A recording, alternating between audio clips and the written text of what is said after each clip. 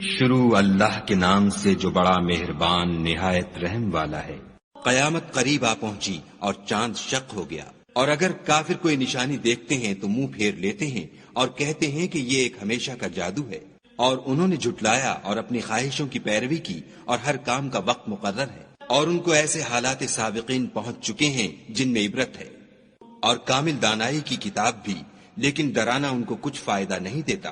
تو تم بھی ان کی کچھ پرواہ نہ کرو، جس دن بلانے والا ان کو ایک ناخوش چیز کی طرف بلائے گا تو آنکھیں نیچے کیے ہوئے قبروں سے نکل پڑیں گے، گویا بکھری ہوئی ٹڈیاں ہیں۔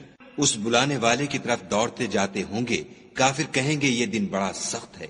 ان سے پہلے نوح کی قوم نے بھی تکذیب کی تھی، تو انہوں نے ہمارے بندے کو جھٹلایا اور کہا کہ دیوانہ ہے، اور انہیں ڈانٹا بھی۔ تو انہوں نے اپنے پروردگار سے دعا کی کہ بار الہ میں ان کے مقابلے میں کمزور ہوں، تو ان سے بدلہ لے۔ بس ہم نے زور کے مہ سے آسمان کے دہانے کھول دیے اور زمین میں چشمے جاری کر دیے، تو پانی ایک کام کے لیے جو مقدر ہو چکا تھا جمع ہو گیا، اور ہم نے نوح کو ایک کشتی پر جو تختوں اور میخوں سے تیار کی گئی تھی سوار کر لیا، وہ ہماری آنکھوں کے سامنے چلتی تھی۔ یہ سب کچھ اس شخص کے انتقام کے لیے کیا گیا جس کو کافر مانتے نہ تھے، اور ہم نے اس کو ایک عبرت بنا چھوڑا، تو کوئی ہے کہ سوچے سمجھے۔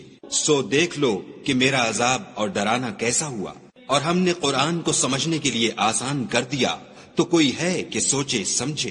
عاد نے بھی تکذیب کی تھی، سو دیکھ لو کہ میرا عذاب اور ڈرانا کیسا ہوا۔ ہم نے ان پر سخت منحوس دن میں آندھی چلائی، وہ لوگوں کو اس طرح اکھیڑے ڈالتی تھی گویا اکھڑی ہوئی کھجوروں کے تنے ہیں۔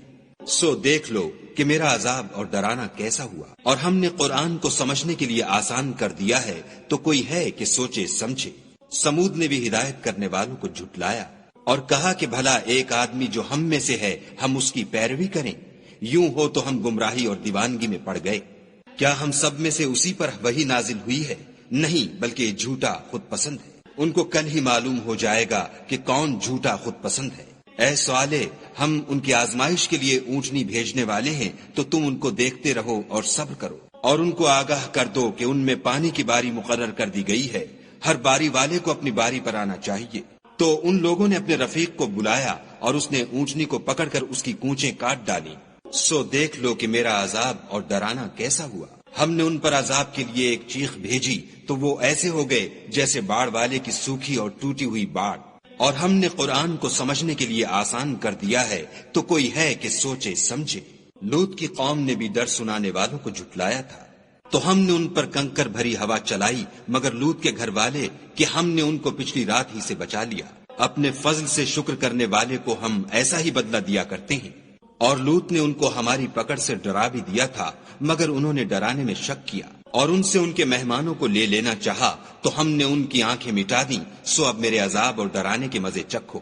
اور ان پر صبح سویرے ہی اٹل عذاب آ نازل ہوا، تو اب میرے عذاب اور ڈرانے کے مزے چکھو۔ اور ہم نے قرآن کو سمجھنے کے لیے آسان کر دیا ہے، تو کوئی ہے کہ سوچے سمجھے۔ اور قوم فرعون کے پاس بھی ڈر سنانے والے آئے، انہوں نے ہماری تمام نشانیوں کو جھٹلایا، تو ہم نے ان کو اس طرح پکڑ لیا جس طرح ایک قوی اور غالب شخص پکڑ لیتا ہے۔ اے اہل عرب، کیا تمہارے کافر ان لوگوں سے بہتر ہیں، یا تمہارے لیے پہلی کتابوں میں کوئی فارغ خطی لکھ دی گئی ہے؟ کیا یہ لوگ کہتے ہیں کہ ہماری جماعت بڑی مضبوط ہے؟ ان قریب یہ جماعت شکست کھائے گی، اور یہ لوگ پیٹھ پھیر پھیر کر بھاگ جائیں گے۔ ان کے وعدے کا وقت تو قیامت ہے، اور قیامت بڑی سخت اور بہت تلخ ہے۔ بے شک گناہ گار لوگ گمراہی اور دیوانگی میں مبتلا ہیں۔ اس روز منہ کے بل دوزخ میں گھسیٹے جائیں گے، اب آگ کا مزہ چکھو۔ ہم نے ہر چیز اندازہ مقرر کے ساتھ پیدا کی ہے، اور ہمارا حکم تو آنکھ کے جھپکنے کی طرح ایک بات ہوتی ہے۔ اور ہم تمہارے ہم مذہبوں کو ہلاک کر چکے ہیں، تو کوئی ہے کہ سوچے سمجھے۔ اور جو کچھ انہوں نے کیا ان کے اعمال ناموں میں مندرج ہے، یعنی ہر چھوٹا اور بڑا کام لکھ دیا گیا ہے۔ جو پرہیزگار ہیں وہ باغوں اور نہروں میں ہوں گے، یعنی پاک مقام میں، ہر طرح کی قدرت رکھنے والے بادشاہ کی بارگاہ میں۔